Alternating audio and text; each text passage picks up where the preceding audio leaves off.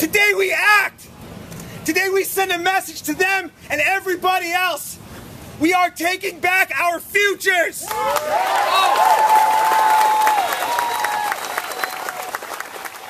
Yeah, I think it's very important. I think it's a good example for civil disobedience to show that we do not need violence, that we can stay within their system, to show them that we're willing to get arrested or pay a fine or do whatever it takes. The work I'm doing isn't really doing as much as I wanted to. I wanted to have something that was more meaningful, and so this seemed like the next step to do, to see if this could be more meaningful and make more of an impact. What else has worked so far to raise awareness about this issue on a sustained basis? And I say, yeah, there's really some really great work being done, but my doing this has touched a lot of people who otherwise wouldn't even think about the issue, and all of the people here, I've been so moved watching the arrests for 3 days that you feel motivated to go back and make sure climate change is part of the everyday conversation, and that it's positive, and that we can do something. Because if we don't, if we all just sit back, nothing will change. I believe it's very important that people can show what they really think, that this is democracy, showing your opinion, trying to get the people to vote in your favor, trying to influence the president's decision. We're not trying to make a scene, and that we're not trying to get arrested and fight the cops off. It's more of a peaceful protest. I think that's kind of what adds the oomph to the arrest factor, the fact that it's a peaceful thing and that we're able to sort of show that this is a serious issue.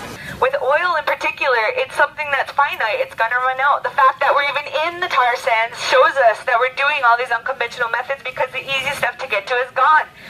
We're desalinating water in California and in Florida, and yet we're talking about running a pipeline through the Oglala Aquifer, which is the largest fresh water source that we have.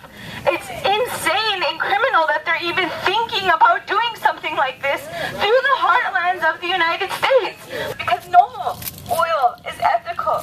No oil anywhere in the world. It's running out, and we have wind energy. We have the ability. In my state of North Dakota alone, if we had turbines everywhere, we would be able to power 1/3 of our nation's energy needs. What's going on here? All the bottom line is money, money, money, money, money. And I'm not trying to be cliche here, but you cannot eat the money, and we sure in the heck cannot drink the oil. Yeah, I'm nervous, but I feel anything sort of overcomes that nervousness. My passion for the issue and the change that we need to see, that makes the nervousness kind of inconsequential.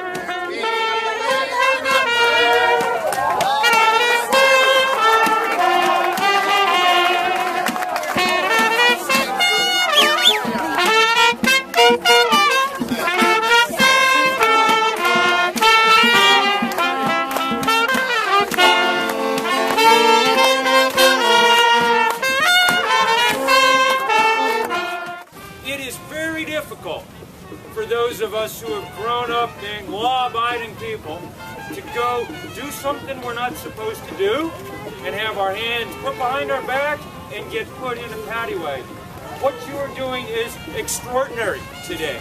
It takes real courage and real bravery. It'll feel odd, it'll feel uneasy a little bit, it'll feel strange, but it also should feel really powerful and really beautiful. You guys are changing the world. Thank you so much.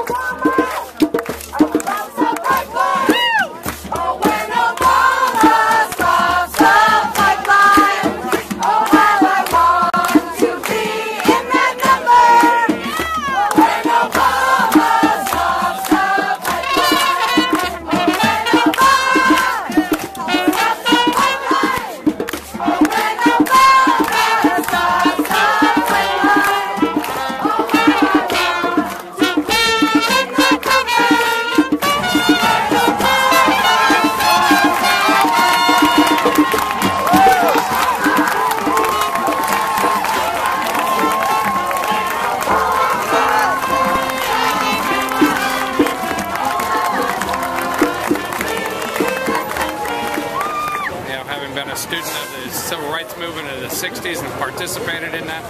I find it fascinating. It's like the spirit is still here. We're not all caving in to corporate America, which is pleasure to see. I worked on the Alaskan Pipeline project where the Attorneys Generals of the United States sued the largest oil company for price fixing. Most of the people don't know that the Alaskan oil, a great portion of it was sold to Japan, never entered the United States. Again, it's corporate America gone amok. Yeah. I like to see people stand up for their rights and responsibilities, and we need to protect the environment.